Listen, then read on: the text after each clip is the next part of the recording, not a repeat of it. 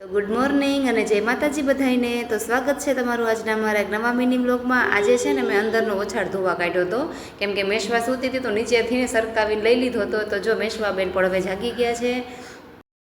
એ પછી તો મેશવાને નવરાવીને નાસ્તો કરાવીને જો બેસાડી છે રમવા, અને છે ને 11:15 પણ થઈ ગયા હતા.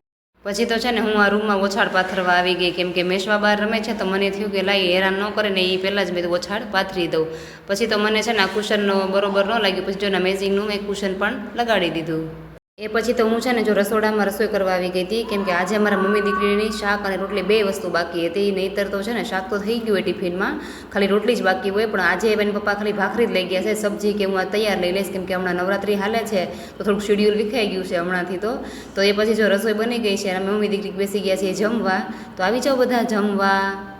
એ પછી જમીને ફ્રી થઈને કપડાં સુકાઈ ગયા હતા, તો જો હું એને કપડાં હંકેલવા બેસી ગઈ હતી, અને મેશમાં પણ મને મદદ કરતી હતી. કેમ કે કપડાં હમણાં છે ને બહુ ઝાઝા થાય છે, કેમ કે રાત્રે અલગ પહેરીએ, દિવસે અલગ પહેરીએ, નવરાત્રી હાલે છે એટલે મેશમાં કે મમ્મી નહીં હું પણ તને કપડાં હંકેલવા લાગુ, ને પછી આપણે મમ્મી દીકરી ઘડીક બે સૂઈ જઈએ.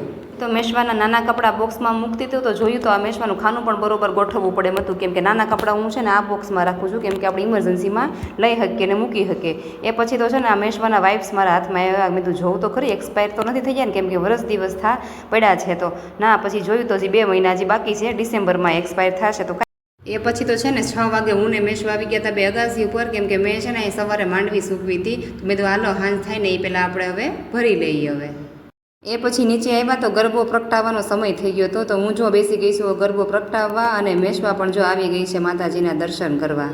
પછી છે ને ગરબો પ્રગટાવીને હું આવી ગઈ હતી રસોઈ કરવા માટે. આજે તો મારે છે ને પૌવાને ચા બનાવવાના હતા અમારા માટે, કેમ કે મેશવાના પપ્પાનો ફોન આવી ગયો તો કે મેં છે ને ફ્રેન્ડ જોડે નાસ્તો કર્યો છે તો હું કંઈક હળવું જ ખાય, બહુ મને ભૂખ નથી. તો મેં તો કાંઈ વાંધો નહીં, મેં તો પૌવા કરી નાખું. અને તમને બધાને ખબર છે મેશવા કંઈ આવું ખાતી નથી, એટલે મેં એનું સેવ ટમાટાનું શાક અને રોટલી બનાવી નાખ્યા છે. એ પછી તો જમીને અમે પાછા બેસી ગયા હતા ઓળા ખાવા. જો વિડીયો ગમ્યો હોય તો લાઇક, શેર એન્ડ સબસ્ક્રાઈબ. મળી આવતીકાલના એક નવા વિડીયોમાં.